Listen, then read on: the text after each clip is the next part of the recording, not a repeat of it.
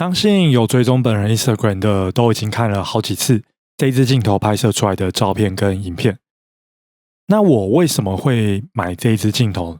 纯粹是我知道我买不到 Leica GR4X， 即便现在是连个 rumor 的消息都没有。那我会直接推荐隽永的焦段35到50mm 之间，用了才知道，过了 N 年还是很喜欢。我要的是一个原厂镜头盖，够轻够便宜，之后去其他球场还可以做旅拍使用。进球场的赛前活动、赛后活动，可以不用再拿着70-200 G Master 像个傻子一样。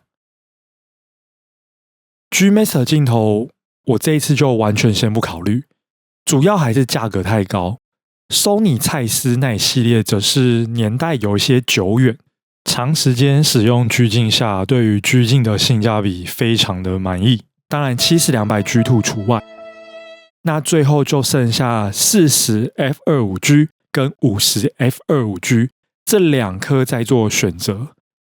选择期间去参考了镜头分析，再加上个人偏好，果断选择 SEL 40 f2.5G。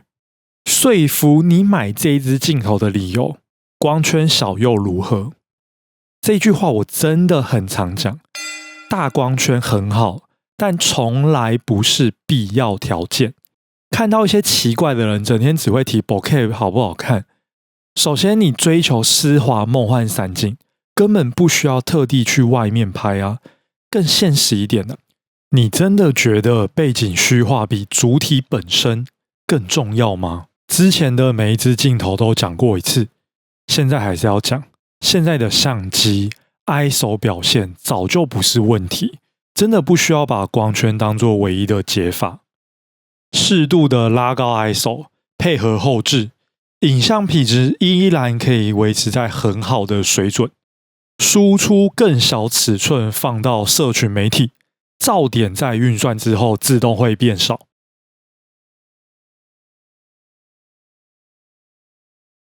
请问你只会用最大光圈拍摄吗？很多的情境就是要缩小点光圈才可以达到，像是准焦范围啊，景深要更深，极致轻量。轻量的前提就是体积变小，光圈变更小一点。对焦速度我体感上在动态录影是有明显落差于 2070G、70-200G Master 2。手持长时间曝光会更加有优势，像是我没有倚靠物体，快门可以慢至 0.5 秒，各种角度的拍摄也可以轻而易举的达成。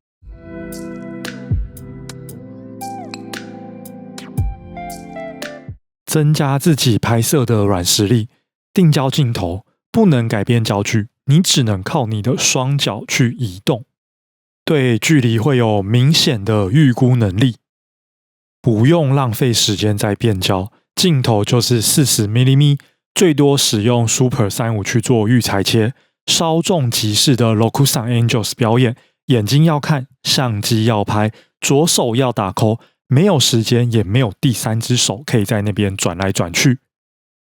低调拍摄，如果不是想要成为铃木达朗这种 aggressive 的拍摄手法，也没有要吸引大家的目光，那这支镜头非常适合。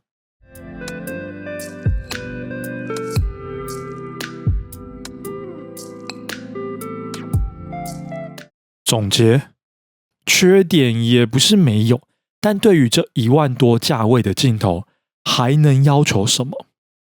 这支镜头二手死猪价，我觉得算扯。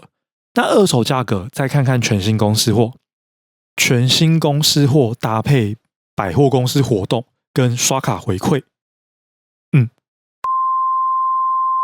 最后我要说，摄影不是你拥有越多越贵的器材就可以拍得更好，返璞归真啊，找出更纯粹的拍摄。今天影片就到这啊，后面是照片欣赏部分，可以开个字幕，会有一些讲解。